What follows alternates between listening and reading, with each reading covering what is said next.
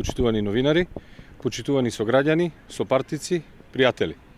Сакаме во оваа прилика да ве поканиме овде во градскиот парк во сабота на 30 ноември со почеток од 13 часот. Токму овде на ова место ќе продолжи карванот за разговори за обнова на Македонија. Време е да се стави крај на разорното владење на социјалдемократите. Остануваат уште 25 дена со Зоран Заев како премиер. Потоа почнува техничката влада и постепено ќе почне процесот за обнова на Македонија. Како што видовме во резултатите на истражувањето од ЕПИК институтот, во последните 3 години имаме фрапантни бројки на иселување од Македонија. Секоја година се иселува просечно по еден град со големина на Кочани.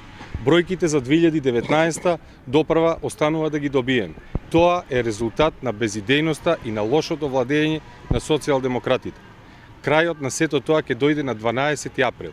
Ве покануваме сите овде заедно да допринесеме со своји идеи, да дадеме решенија и да ги кажеме нашите проблеми кои што ги имаме во тригодишното владење на социјалдемократите.